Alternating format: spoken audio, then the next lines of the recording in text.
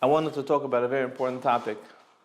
I think probably is one of the most important topics in raising children and marriages, and that is respect.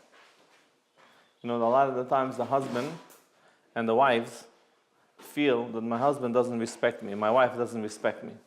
I think that's one of the biggest quarrels that we have in relationships. Not enough respect. I want more than what she's giving. I want more than what he's giving in respect-wise. So I wanted to talk a little bit about respect. And I wanted to talk about the obligation of a husband to respect his wife and the obligation of a wife to respect her husband. First, I wanted to start with a thought that I had when I was about 23 years old, when I learned the Parsha in the Torah, and it was talking about the building of the house of God, the building of the Mishkan in the desert. Over there, God describes how we should build each tool, each vessel that was used in the temple and the house of God, in great, great details, how to build it.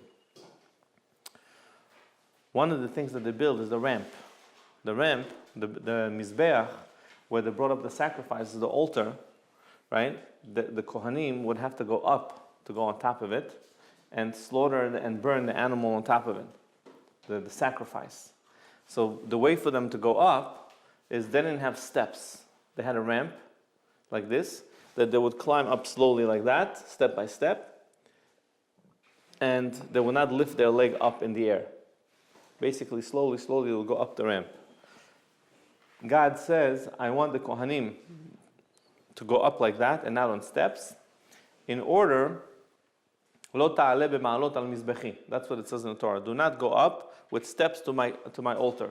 Why? Because I don't want the Kohanim to lift their legs and show a body part that is not modest on top of the stones of the Mizbeach. Now the Kohanim, very interestingly, they had many, many outfits. And under the outfits, they were wearing pants. So there's nothing showing. Everything was modest. They had robes, and under the robes they had pants. But Rashi explains, what is God saying over here? Rashi explains, since these stones of the Mizbeach are stones that you need, stones that you use for your own benefit, to atone for your sins, you should have respect for them, and don't move your body on top of them in such a way that you're revealing your private area on top of those stones. That's how Rashi explains. If you need something, you should respect it. And don't move your body over it in a way that you're disrespecting it. That's what the Torah is telling us, a mitzvah in the Torah. And then Rashi says, very interesting observation. Rashi says, wow, that's amazing.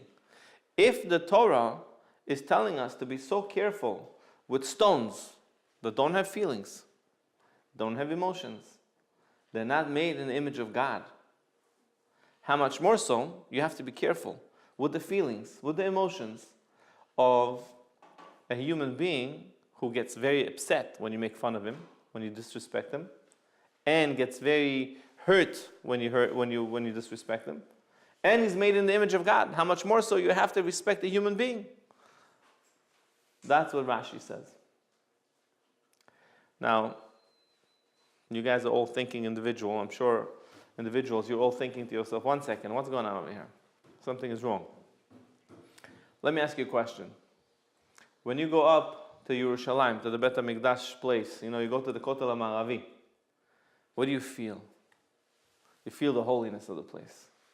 You feel the intensity, especially if you haven't been there in a long time. You feel the intensity of, this is the Temple Mount, where they used to bring the sacrifices, the Holy of Holies. You feel all these great, overwhelming emotions of fear and awe and respect for the place, for stones. Right? How do you feel when you stand next to your friend? You don't feel too much awe, too much respect, too much feeling of, whoa. What's Rashi telling us over here? Rashi is telling us exactly the opposite of what we feel. Rashi is teaching us the opposite of the truth. To us, what happens if somebody drops a tefillin on the floor? You know what happens in shul? 25 guys will jump on the tefillin to pick it up first. Who has the mitzvah, the opportunity to pick it up first? And when the guy will turn to the guy and tell him, thank you so much for picking up my tefillin. You know what the other guy told him? It's not for you, it's for God. Tefillin. He doesn't really mean that, but people feel like this is for God. Rashi is telling us exactly the opposite. Rashi is telling us this tefillin that fell down on the floor is not as holy as your friend who's sitting next to you in shul. It's not as holy. Rashi is telling us, right, the stones of the mizbeach, of the altar, since they're holy and since you need them, you should be respectful to them and don't move in such a way that you have to lift your leg up. That's why God made a ramp. How much more so a human being who's made in the image of God and has feelings and emotions and is hurt when you make fun of him or when you disrespect him. So Rashi is telling us a human being is more holy than the kotel, right? Let me ask you a question. Imagine somebody, the Nazim, the Nazim come to you and they tell you, either you let us kill this Jew or we're going to burn the Sefer Torah. Your choice. What are we going to tell them? Burn 10 Sefer Torahs. Burn 100 Sefer Torahs. Be happy. Let us have this Jew. Let's say the Nazi Germany people tell you, either we're going to have to burn your shul down or kill this Jew. Burn 10 shuls down. Let's say Nazi Germany tells you, we're going to burn the yeshiva down. With the Sefer Torah, with the books, with the Gemaras, all the Sidurim, all the Tefillin. What are you going to tell them? Burn it all down. This Jew is more valuable, is more important than any holy article in the world. When God wanted to destroy the Jewish people, when they sinned in the time of the first temple and the second temple, what did God do? He said, instead of destroying the Jewish people, I will take my anger out on the stones of the Bet HaMikdash. I will burn the Bet HaMikdash down. I will send myself into exile, burn the house of God down, but I will not destroy the Jewish people. To God, a Jew is more important than any holy thing on the world. The reason why tefillin is holy is because the holy man had kavanah, he had intention to write God's name with holiness inside. The holiness inside this tefillin came from a human being. If a guy writes down a Sefer Torah, a guy sits and he writes a whole Sefer Torah, it has no holiness. He could take it and put it in a garbage can with the same letters. All the holiness comes to the Sefer Torah from this human being. So Rashi is telling us a very, very important lesson over here. Rashi is telling us that the human being is more holy and deserves more respect, more than any holy thing in this world. How do we feel about human beings that are sitting next to us? How much respect do we give them? How do we feel, wow, this is a human being. You know, when you walk to the kotel and you kiss him, you kiss the kotel, that's how you're supposed to feel about a human being. You're so cool, can I touch you? That's what you're supposed to feel. Now, let me ask you guys a question. I don't get this Rashi. When I read this Rashi about 20-something years ago, when I was a young guy in yeshiva, I had a question. I said, I don't get this Rashi. Rashi doesn't make any sense to me. Why? The stones in the Bet HaMikdash, the Sefer Torah, they don't have any sins. They don't have impurities, imperfections. The Sefer Torah is done perfectly. One letter is missing, it's not kosher. Tefillin, one thing is missing, it's not kosher. You know tefillin, if it's not black, not kosher. Halacha Moshe Messinai. It has to be 100% black. If it has some white dots on it, can't use it. Moshe Rabbeinu said that's what God told him. A human being has anger problems, jealousy problems, desire problems. He lies, he cheats, he's always, unhappy. What are you comparing a human being to a Sefer Torah? Why are you comparing a human being to the Bet HaMikdash?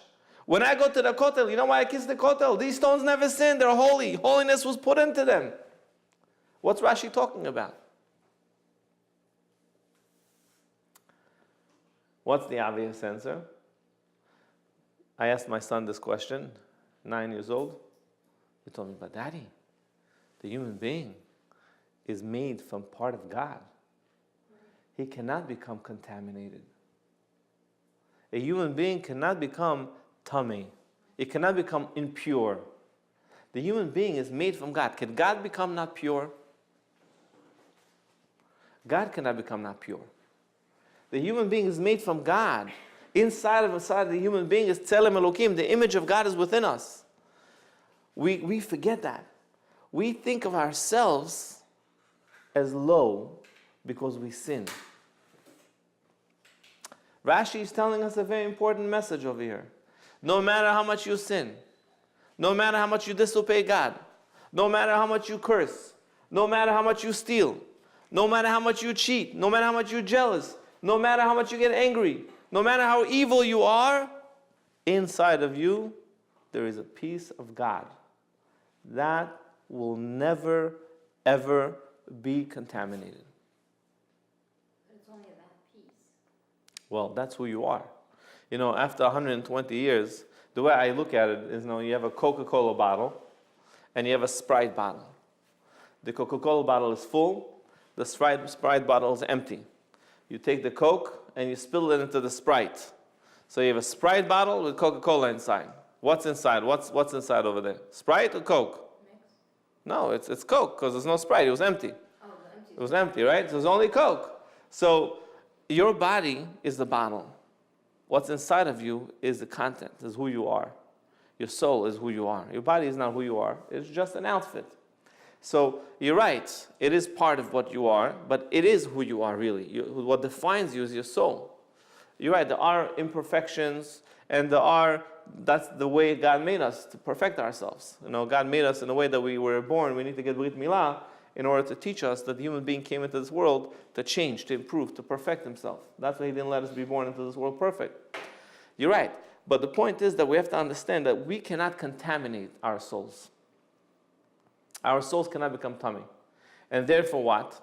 Rashi is teaching us, and therefore we have to treat each other with respect the same way we treat the stones of the Kotel HaMa'avi, the Western world. In the same way, what happens when a chumash falls down on the floor? You kiss it, you pick it up right away, you kiss it, you put it on the floor. What happens when you hurt somebody's feelings? What are you supposed to think when you hurt somebody's feelings? Oy, what can I do to fix this situation? What did I just do? I took a chumash and I threw it down to the floor. Worse than that. Rashi is telling us that we have to respect a human being more than we respect the shul. More than we respect the Sefer Torah. Even though a human being has challenges, even though a human being has deficiencies, shortcomings, but we, the Mishnah says in Pirkei Avot, don't look at yourself as if you're evil, even though everybody has sins. Don't look at yourself as if you're bad, even though everybody has inequities. But don't look at yourself like that. What do you mean don't look at yourself? Look at yourself the true way. No. The Mishnah is telling you, always judge yourself favorably. Look at yourself in a positive light. Why? Because then you'll believe in yourself. You'll have more potential. You'll be able to accomplish more. Now, I want to talk a little bit about this point, respecting. Now, if you believe in God, then you believe in the Torah, and you believe that God is divine and He gave us a divine Torah, then you understand that inside of me there's part of God, and so too inside of my friend there's part of God. I have to respect my friend the same way I need to respect myself. That's why, by the way, in our Torah, in the Amish people, they believed that when a human being comes to hurt you, you're not supposed to defend yourself. You're allowed to be massacred and killed. When the Indians, when they came to America back then, and the Indians came and the Amish all had guns because they went hunting. But when the Indians came to attack them, they put their guns away and they just waited for the Indians to come and kill them and wipe them out.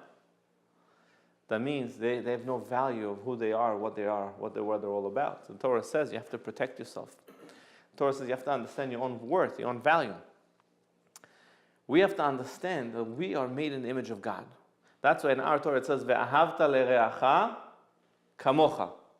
You have to love your friend like you love yourself. That means if you don't have self-love, you cannot love your friend.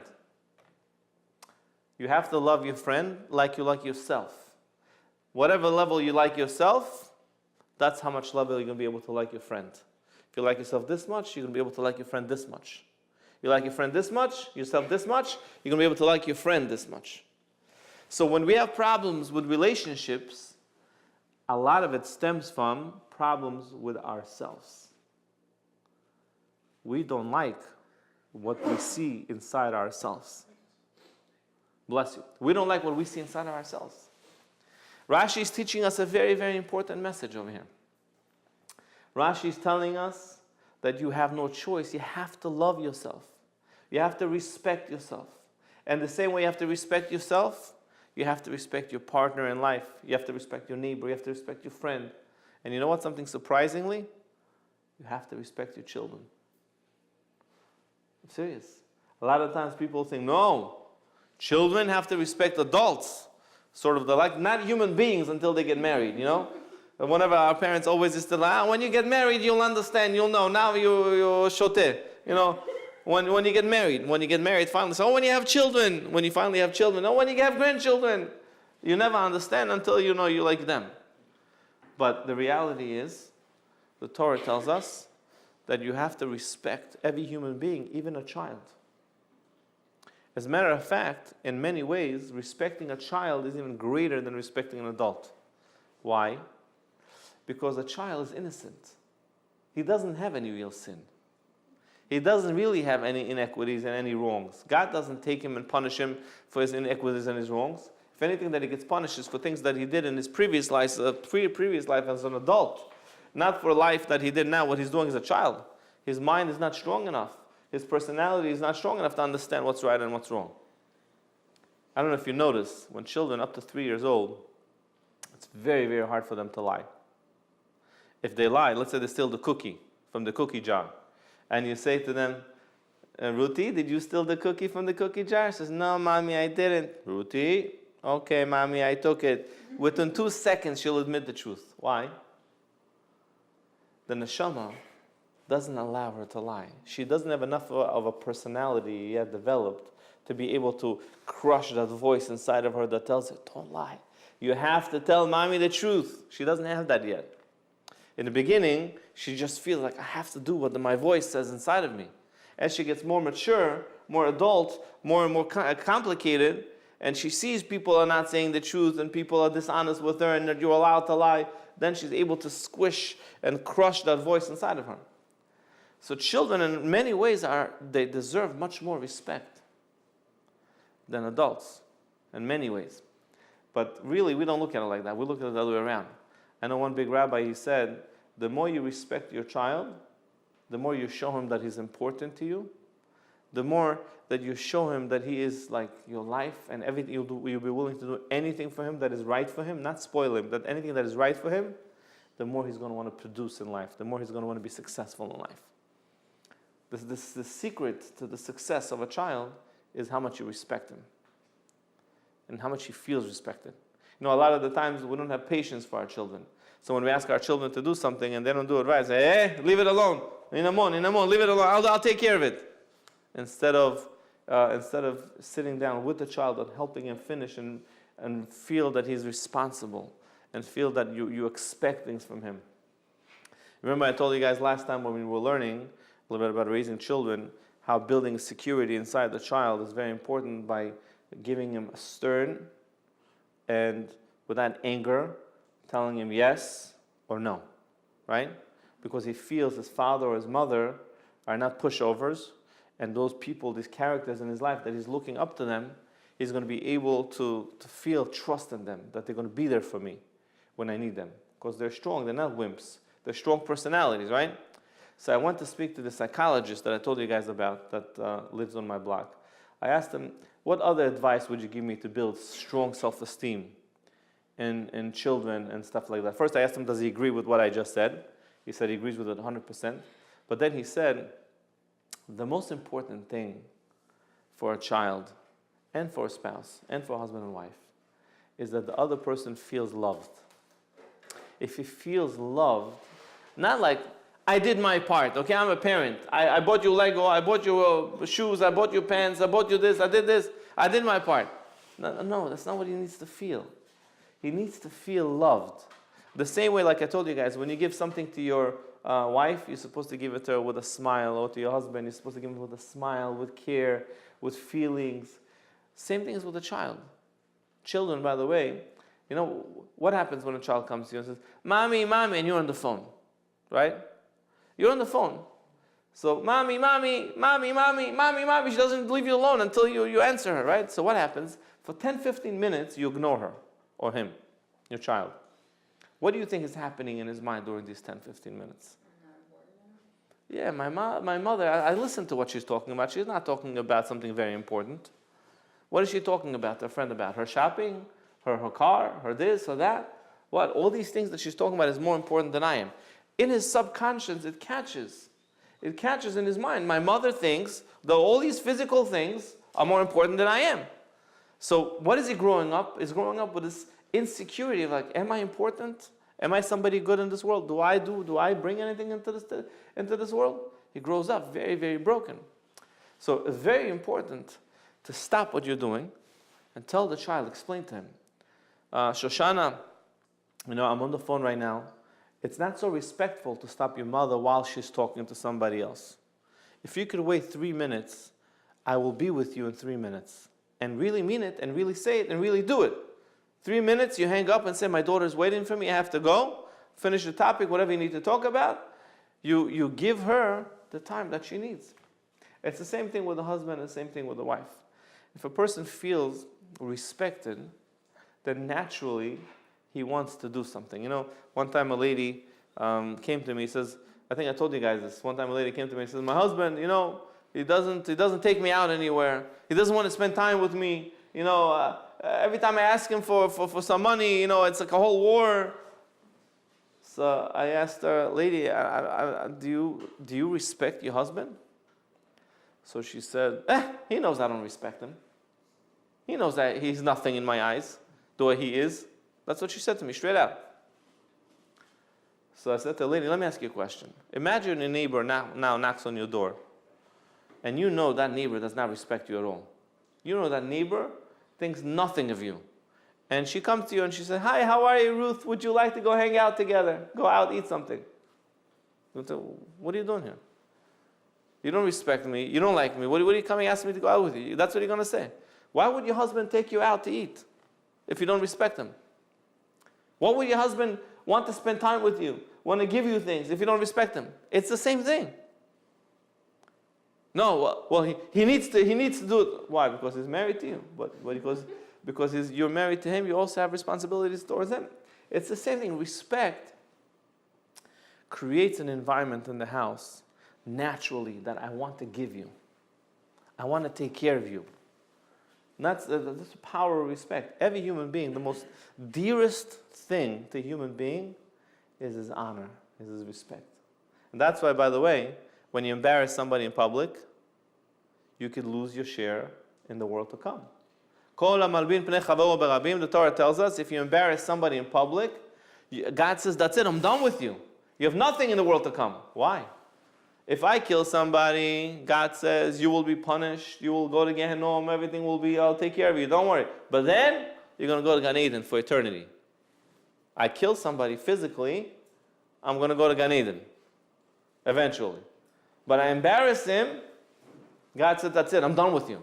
You embarrass him in public, you have no share in the world to come. If you do it intentionally, and you do it on a constant basis, not if by accident you embarrass somebody once, right? We're talking about a guy who's constantly embarrassing people in public and he doesn't care about people's honor. That type of guy, God says, that's it, I'm done with you. Why? I'm only hurting his feelings. What's the big deal? The respect of the human being to God is so important. It's so dear. So we have to think twice before we talk to our husband and before we talk to our wives. Because this is not my wife. This is not my husband. This is not my child. This is God inside of every human being. part of God is in every human being. We have to understand that. We have to have self-respect to ourselves. There's part of God inside of me. And if there's part of God inside of me, then I can respect you because there's part of God inside of you. You know, all the rabbis are trying to find the remedy. How can we bring the Beit HaMikdash back? And everybody says, well, we have to have, we have to love each other, just like we destroyed the Beit HaMikdash because we hated each other for no reason. We have to love each other for no reason, right? That's what everybody says. We have to love each other. How do you do that? How do you love each other for no reason? This is the only way. This is what I'm telling you guys now. The only way to love him for no reason is because he is made in the image of God, just like I am made in the image of God. I don't need a reason to love myself. I don't need a reason to appreciate myself. I don't need to feel good about myself because of my accomplishments. I need to feel good about myself and love myself because I am made in the image of God. If I would ask you, let's say you have a diamond that is worth $750 million, right?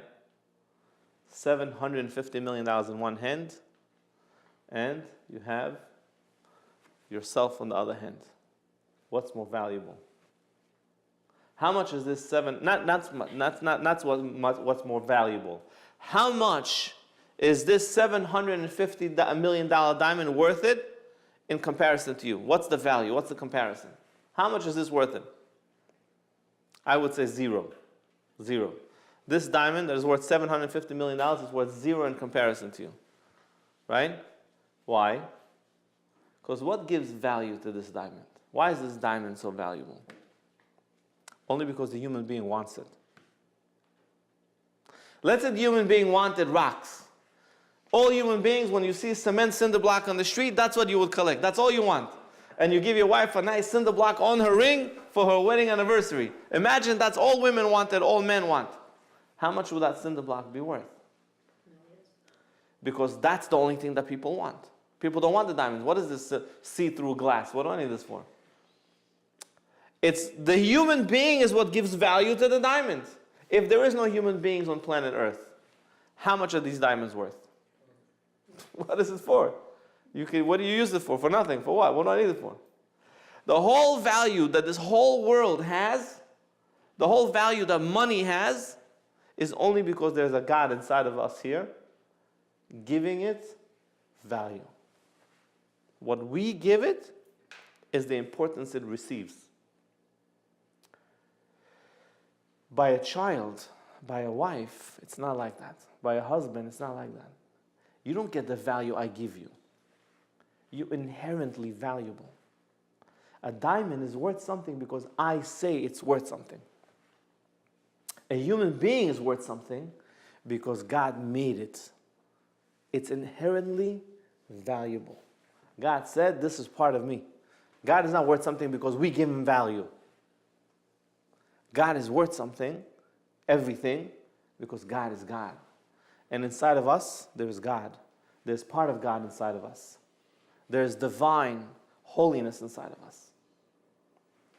Now, since this is true, this gets a little bit complicated. How am I supposed to love my wife or my husband? It's all physical. All this intimacy, all this romance, all this marriage stuff, it's all physical. Most of it is physical. There's a lot of emotions, but it's very physical, right? Could a marriage survive? By the way, you know, a big rabbi told one of my friends that 97%, he believes 93%, 97% of divorces all happened because of improper intimate relationship. If the husband and wife will have proper intimate relationship, proper physical relationship, the right amount, the right way, if they would be thinking properly, all the marriage problems, 90% of the marriage problems will disappear. Because there's many needs that a husband has and many needs that a wife has. And because those needs are not fulfilled, they're not getting what they need, they become a little bit more edgy, a little more unhappy, a little more negative, a little more unsatisfied. And because of that, it creates a lot of problems. Small things becomes big things. By the way, what's the number one reason why people get divorced? Number one reason. In-laws, people say. Money, people say. Intimate life, people say. Children, business, I don't know, anything, name everything. It's all wrong. It's not true. It's not true. It's all excuses. The number one reason get divorced is because they fight. Oh, well, no duh, Rabbi. Of course. They fight about money, about in-laws, about this. No. No, it's not true. They fight because of their ego. They fight because of, I have to win. It's not really the in-laws. And it's not really the money. And it's not really the child. It's not really the education. All these things are excuses that I should be the winner and I should win. And the fight ends up being so big. It started from a small little thing, ends up being so big. Over what? Over because I have to win. I can't look like the nobody. What's going to happen next time? She's going to take advantage. He's going to take advantage. It all ends up being, the divorce is because of fighting. It's not because of all the reasons and the excuses. So we have to understand, who are you fighting with? Who are you fighting with? You're fighting with another human being that deserves respect because of his innate greatness. He deserves respect because of his being. He is made, he's part of Hashem. He doesn't deserve respect because he's like a diamond, because you give him value, because you make him feel special. No. He is special. She is special. Your child is special. And therefore, if you had this in your mind growing up as a young child, you would be a different human being. I would be a different human being. If every human being, I would walk in the street and I would see him, wow. You know, I think I told you guys this story. One time a rabbi was walking in Spain, one of those Spanish countries, Mexico, one of those Mexican countries, and the little Mexican guy sees this rabbi and tells him, Rabbi, you Jewish? He says, yes. He goes, wow, I never saw the Son of God walking in the street. He said to him, what does the Son of God think about when he walks in the street? The rabbi is like, Mickey Mouse. I don't know, he was like all embarrassed. He doesn't think about anything important. But the rabbi understood the message that God sent him. This guy was waiting for the day that one day he could see a Jew. Because he understood, a lot of the Christians understand, that the Jewish people are the chosen people. A lot of them understand. They're the chosen people by God. They're the closest people to God. I remember once I walked into some medical office and some African-American lady walked over to me and she said, you know, we believe in your religion. I said, really? What do you mean? She started telling me about Purim, about Hanukkah. She started telling me dates. I was shocked. I said to myself, Jewish people don't know all this stuff. I said to myself, but she says, you know, when Messiah is going to come, the Jewish people are going to be in the temple, serving God.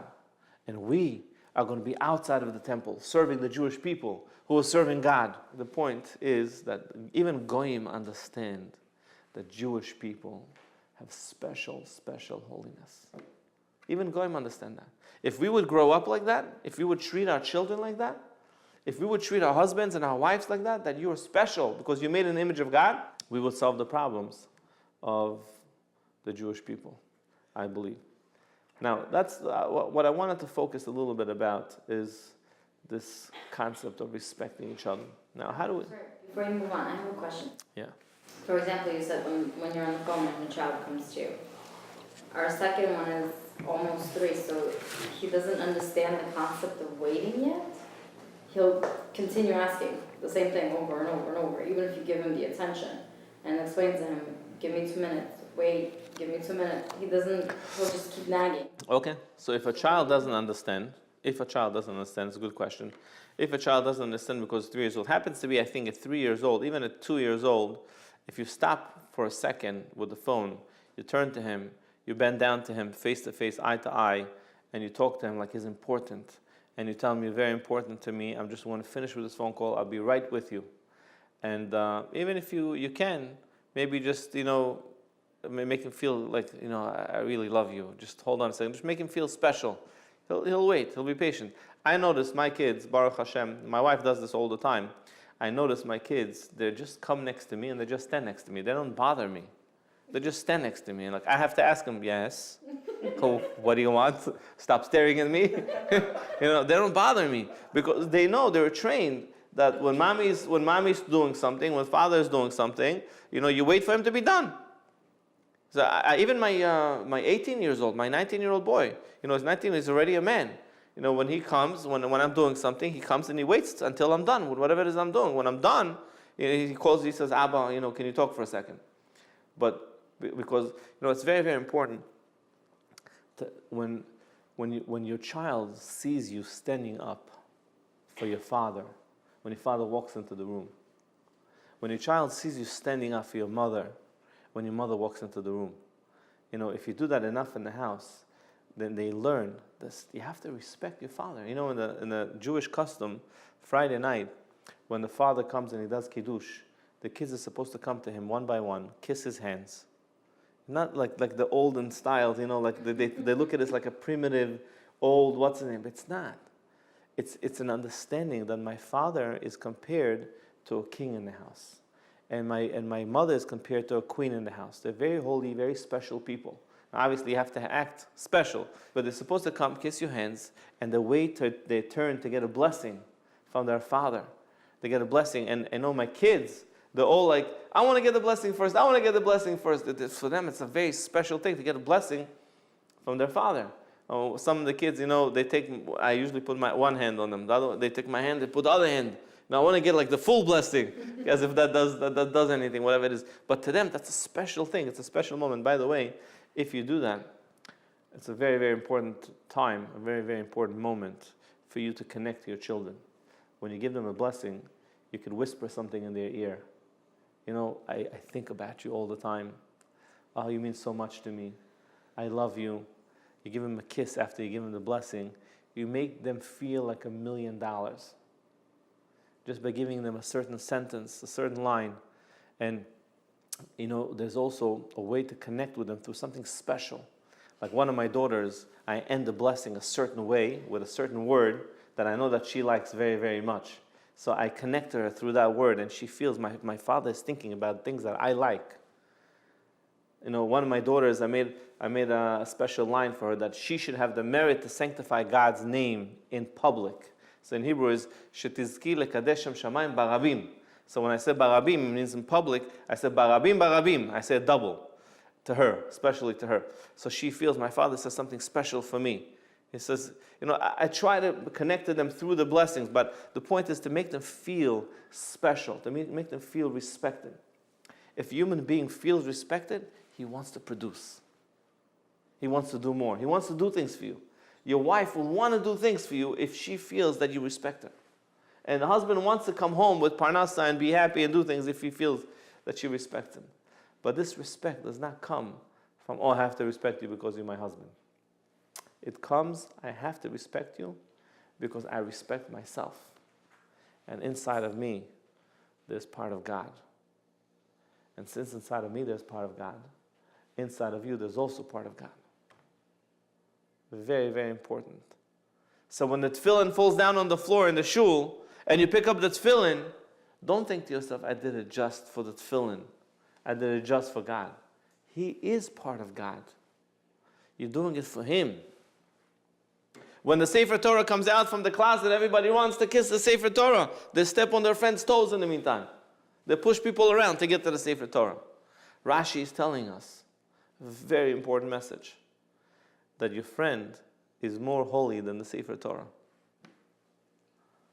And therefore, the physical love that there is between a husband and wife, you have to understand, it's a very, very holy thing.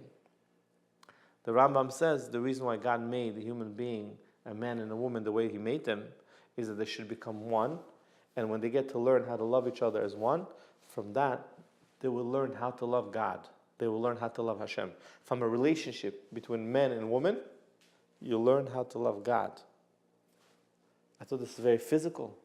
Hollywood makes it look all physical and tummy and dirty. But the Torah is telling us, this is the holiest moment in the human being's life, when he becomes one with his wife.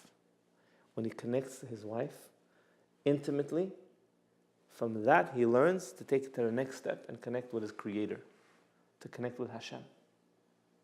And that only comes about because there's part of God inside of you, and there's part of God inside of you, and the two parts of God are connecting to become one, to connect to their Father in heaven. A very, very important message. Now, how do we build this? Now, we want to build this inside ourselves. Okay, we heard it, Rabbi, it's a very nice idea. It came into our heads. We're going to go to work tomorrow. We're going to become the regular Joe, the regular average guy. How do we make this happen? How do we build our self-respect? How do we build our self-image? So with children, it's much easier. Much, much easier. It's hard in a way, but it's much easier because they're growing. You have an opportunity to plant the right seeds as they're growing. Make them feel very special. With adults, it's a little bit harder because they're already ingrained in their ways of life and the way they're living. But one of the ways is the way you dress. The Kohen Gadol had 8 different outfits. The priest, the high priest. I would have thought, God, this man is the holiest man on planet Earth, serving God in the holiest place on planet Earth, the Kodesh Kodashim, the Holy of Holies. Why does he need to have 8 outfits? What is it, Giorgio Armani now? What does he need to have 8 outfits for? What's going on with this guy? This Kohen Gadol. God is telling us the clothes that the human being wears makes a massive impression on how he feels about himself. Very simple example. What happens when you put on working out clothes, exercise clothes? How do you feel? You feel like going to a very high class business, what's the name deal, or like a special dinner with somebody high class? How do you feel? Or you feel like, I need to get down and dirty, I need to exercise now, to sweat. How do you feel when you put on a nice suit, nice shoes? You feel good about yourself. You walk like a king. Right away, instantly, it affects you.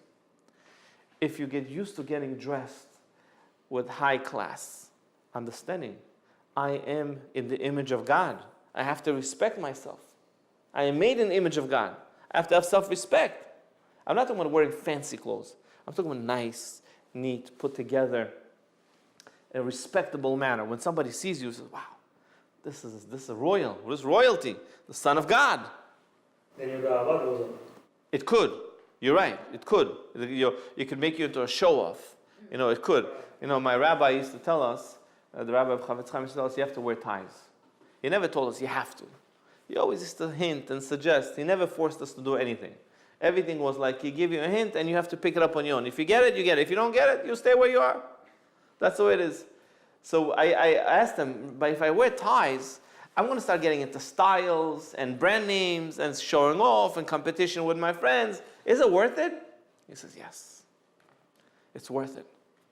Because if you feel good about yourself, then you'll be able to accomplish great things in serving God. If you don't feel good about yourself, then almost anything that you do will not be worth much. But you have to fight the gava. It doesn't mean you have to start being a show-off. You have to fight it and understand. My clothes is only external. It's not something that makes me feel better than you are. What makes me feel good about myself is the fact that I'm made in the image of God. And because I'm made in the image of God, I'm wearing fancy clothes because I'm made in the image of God. So that's not going to bring you to gava, because you have gava that you're made in the image of God. You're made in the image of God. That doesn't make you haughty. It makes you feel humble, right? So if you're doing the right things, the right moves for the right reasons, it's not going to push you to the wrong side to have gava and stuff like that. But it's very, very important.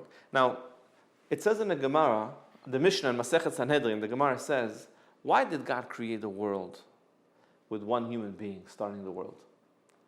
Why didn't God create the world with the Jewish nation at Har Sinai, the Torah given to us, in a moment with millions of people in one shot? God, it's not hard for God to create millions of people. Like this, boom. Why did God make it that the most important moment of history comes 2,000 years after creation?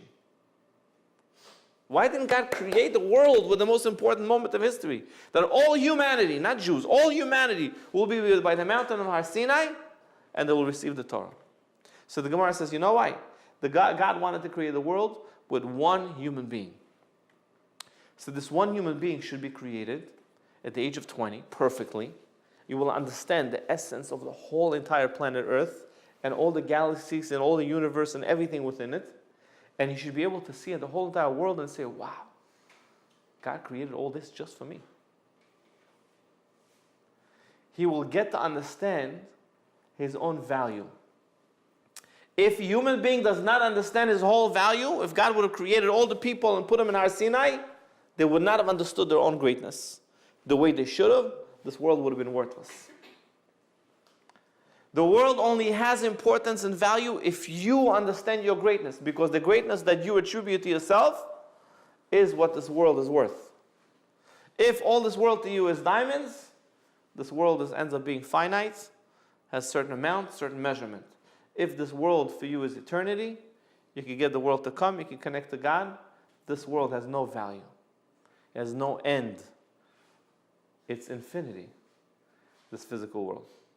So God created one human being by himself with everything, the whole animal kingdom, all the fish in the ocean, all the birds, all the trees, the whole world. And he looks at this whole overwhelming world and he says, wow, all this wisdom was created for me. By the way, when God created the first man, he created him perfectly with his wisdom perfectly.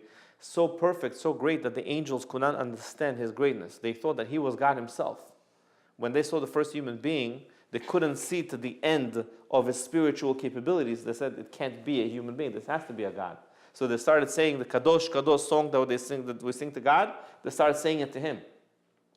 So when the angels asked God, what's the value of this human being? God said, he's much greater than you guys. He can understand the whole entire world. So they said, what do you mean? So God asked the angels, start naming the animals, start naming the moon, the sun. What's the names of these objects? And they couldn't figure it out because they couldn't figure out the essence of the whole being, of what it's all about. They didn't understand what the sun's purpose was completely. To whatever extent they were able to understand, they were able, but not complete. Adam Arishon, the first man, when he saw the sun, he saw the moon, he saw the water, he saw the animals, based on its nature and its purpose and its being and its in existence, he was able to give it the perfect name. And God said, he understood the whole entire essence of the creation. And then God asked him, and what's your name? And he said, my name is Adam because I came from the ground. Mina Adama, I came from the ground. Adam also means one, and then dam, blood. I'm unique, I'm one, and I'm made of blood, flesh and blood. What Adam Arishon was saying to him, my whole greatness is that I understand that I'm nothing. What Adam Arishon was saying to him, my whole greatness is that I understand that I'm from the ground and all my greatness comes from you. That's how you take care of Ga'ava. You understand. You're nothing without Hashem. You're only great because there's God inside of you. So when Adam Arishon was created, God gave him the feeling that you are so important. That all this was created for you. And the Gemara says, every human being must say, must, doesn't say should, could, better. He must say the whole world was created for me. Because if you were here alone, then this whole entire world would have been worth it to be created just for you. And that's why God created the first human being alone, by himself. Now, when you come into your house after a long day of work, you have to understand, inside of the house there's another human being. That human being, all of planet Earth was created just for him. How do you treat a human being like that? How do you talk to a human being like that? It sounds a little bit la la land, no? It sounds a little bit crazy. Rabbi, what planet are you from? You know, the way my husband talks to me, the way I talk to him, I curse, he curses, things are flying in the air in the house. What are you talking about, Rabbi? No, that's because we don't understand our own greatness. We don't understand our own value. That's why God created the world with one human being. It's pretty intense. So one of the ways to work on it is to treat your body with respect. Have self-respect for your body. Now, this is very important. I know it sounds like a Torah class more than a Shalom Bayit class, but really the answer for a good marriage, for raising children with success, is to have self-respect. And if you have self-respect, you can respect the other in your life. It's very important to make a child or a husband or a wife feel respected. For two reasons. First of all, because you have to respect yourself. And second of all, because you want to have a happy marriage and healthy children. When a spouse gets mad, whether it's the wife or the husband, we don't think rationally when we're mad. So things just start coming out of our mouth. How do we guard that? Like, how do we Okay, calm ourselves down? that's a good question. I think whenever people get into a fight, into an argument, emotionally, as I said before, why do people get divorced? It's not because of the fight. It's not because of the thing that they're fighting about. It's because of the argument, because of the fighting, because I have to win, you have to win, my ego, your ego, you know. So a person has to, you have to use your seichel, your brains, and walk away. And say, you know, a lot of the times women, I noticed from my past experience of working with women, don't like it when the husband walks away from a fight. Because the husband knows he could get physical, and he doesn't want to get physical. He wants to control himself. He's afraid if he gets too angry, he might get physical. So he wants to walk away. One husband told me that she goes to the door and she blocks the door. She doesn't let him get out. She says to her, honey, I'm going to come back. I'm not going anywhere. I'm coming back. I just need to relax. I need to take some fresh air. She doesn't let him go out of the house. Some women have that problem. It's very important not to argue about something when you're upset. Because when you're upset, you're going to say things that you don't really mean. You're going to say hurtful things that you can't take back. It's going to be very difficult. So when there's an argument, when there's a fight, you guys have to make it between yourself, guys, that we can't talk about this now. Let's revisit this issue in 2 hours, 3 hours, tomorrow, depends on the situation. You suggest people stay quiet? For sure, 100%, that's the best. You need to vent it out. You need to vent it out, so you have to tell her that I'm venting now, okay? Tell her, I need to vent out now. That's how people get mad. Take it out. I know, I'm telling you, so tell her. I need to relax a little bit, and I need to vent. Once you say that already, you're going to kill most of the anger. Once you say that, you're already going to kill most of the anger. By the way, the Torah tells us, whenever a person is angry, and he breaks something out of anger, he's considered to be as if he just did idol worship. People say, no, what do you mean? He gets his anger out by breaking things. No. He just threw more wood into the fire. When you do something based on your anger, you're throwing wood into the fire and you're making the anger burn even more inside of you. You don't get the anger out by yelling. It doesn't get it out. It makes you more upset. Because especially the other person is going to answer back, or is going to do something, or make a face at you, or look at you like, what planet did you come from? It's going to make you even more upset. Right? So the way to get anger, to shut down anger, is to shut your mouth. Yeah, but some people get mad that you don't talk about it. But for sure you shouldn't talk about it when you're angry. You tell them, I'm upset right now. And if I talk about it, it's going to make us say things that we're not going to be happy about. I don't want to talk about it when I'm angry. So between husband and Talk wife, about it later then. I understand talk about it later. But sometimes my husband doesn't want to talk about it at all. Most of his problems, he just wants to just forget about it the next day and talk to me about something else. Okay. So let me ask you a question. You have two options. Yeah, most men are like that. Most men don't like to face, just ignore it, it's going to go away. That's what they think. Right. Right, so you need to talk it out. But let me ask you a question. Obviously, if a person has a problem talking about it, right, by forcing him to talk about it, he's going to resent it. Right? So we have to find a wise way to show him how somehow that this is very important for you and that it shouldn't happen in the future. More than you're worried about the past, because he's going to say, I'm sorry, okay, I'm sorry, now what? It's going to happen again. More than you're worried about the past, you should be smart and worry about the future. How can we prevent this from happening in the future? What if you spoke about it, you promised each other you're going to talk it out, and again the same thing happens? It's not going to happen like this. It's going to take over and over and over and over and over. That's the way it is. People just don't press buttons and change. You can't just change, right? Think about it, by the way. Whatever it is that's bothering your husband about you, right? How easy is it for you to change? Let's say your husband, I'm not saying this situation, but let's say you're the type of lady that, doesn't like to clean the kitchen after the meal. You leave the dishes around, things are dirty, flies are coming in, and you need to rest after you cook and you take care of the kids, this, that. Let's say you're that type of lady. And your husband asks you to not do that. How difficult is it to listen to your husband? Even though if he wouldn't ask you, it would be much easier. But just because he asks you, because he wants you, it becomes very difficult. That's the nature of the human being. Also depends how they ask. Also, it depends how they ask. 100%, it depends on many things. But imagine how difficult it is for you to change something. Let's say you're the type of person who gets angry very fast. You start yelling right away. And your husband says, stop yelling. You're scaring me, you're scaring the kids, stop yelling. How easy is it for you to control that anger? It's impossible. It's not easy, not easy. So the same way you have to see yourself, the same way it's not easy for yourself to change, it's not easy for him to change. One of the the best advice that I heard from a great psychologist is you have to make room in your mind for the deficiencies of your husband. You have to make room in your mind. In other words, I think I told you guys this before, and there's this video going around also, this lady that she's speaking about, every time she used to go speak in the world, her husband used to come pick her up from the airport. She used to be a lecturer all over the world. And every time they came to pick her up from the airport, when they came out of the airport, he couldn't remember where he parked the car. You remember that? He could not remember where he parked the car. Every single time she was dead tired from a long trip, she wants to just get into the car and go home, and now they're walking for 25 minutes looking for the car.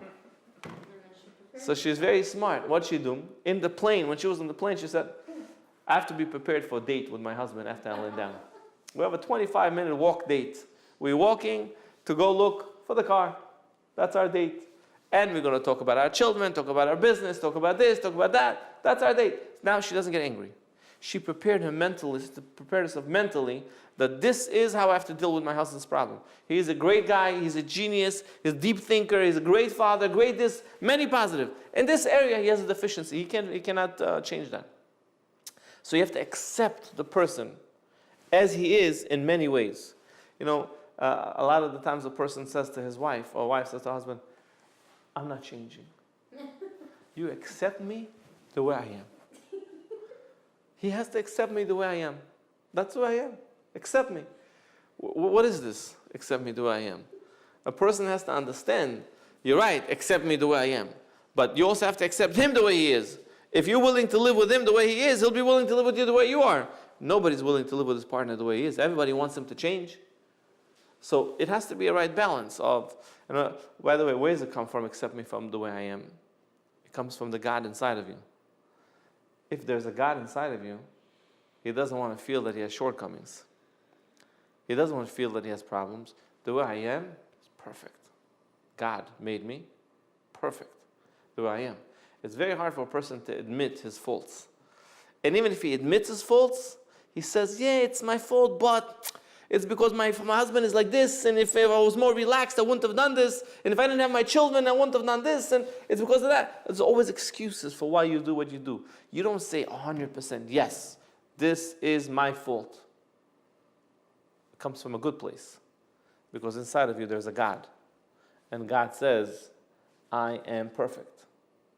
And when you say, I am perfect, it's very hard for you to accept deficiencies, faults, mistakes. I'm not accepting anything wrong. It comes from the soul.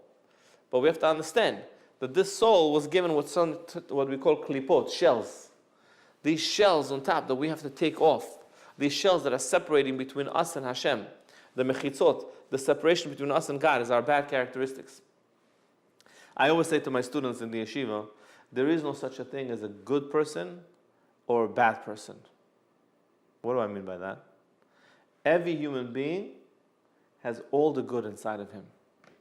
And every human being has all the bad inside of him. Anger, you get angry. Jealousy, you get jealous. Desire, you have desires. Lie, you lie. Everything bad, you have inside of you. It's only a question of how much you exercise the good and how much you exercise the bad. So don't think of yourself, I'm better than you, you're better than me, I'm like this, you're like that. We're all good and we're all bad. We all have everything. We all have 50% of the good and we all have 50% of the bad. What do you exercise? Do you exercise 50 pounds? Or do you exercise 1,000 pounds? Based on what you exercise, that's what you are. That's what's called midah in Hebrew. Midah means characteristics. Characteristics means measurement. You measure who you are based on how you exercise your characteristics. If you act nicely, then your measurement is bigger. If you act very bad, then your measurement is very small. I'll finish with a story. There was a rabbi that lived in Turkey about 200 years ago. I told you guys the story in the past. I'm not going to repeat the whole story, but basically he met a woman that a soul came into her body, and he was able to talk to the soul. And he asked her, what did you see up there when you died? The soul, when it was a child that from a previous lifetime, he committed suicide, he came to this woman's body. So he asked the soul, what did you see? And he told him, I saw souls that were giants, and I saw souls that are small like ants. Because based on what you accomplish in this world, based on what you exercise in this world, that's the size that you're giving yourself. That's the greatness that you're giving yourself.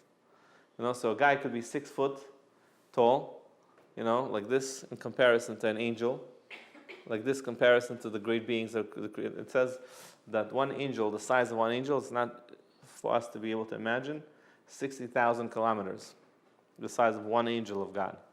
60,000 kilometers is one angel that stands in front of God to serve God. And there's different levels angels, different size angels. We can't even begin to imagine the end and the capacity of what the creations of God are. So we're standing in front of God like a little dust ball, and we feel like I run the world, I control the world. It's my world, the highway. You're a little dust ball. I remember one time when I was davening, I was looking down when I was davening Shmoneh Esrei, and I saw a little piece of paper on the floor. I remember this many years ago. And I was davening to Hashem with a lot of intensity. And I said, wow, you see that little paper on the floor, a couple of feet down? Imagine how God looks at me from all those millions of miles up there. Imagine how God looks at me. I'm looking at this piece of paper now, and I'm davening to God. Imagine, what am I standing in front of God? I'm nothing. Not even a small little dust ball. But at the same time, when you feel that you're nothing, you understand that your greatness comes from God. You yourself is nothing. The greatness comes because God is within you. And therefore there won't be gava. And there will be self-respect. And there will be shalom bayit. And may Hashem give us strength to be able to build a true home with respect and dignity and honor to each other. By the way, this is pretty much the key to a successful marriage. Just, you have to respect each other.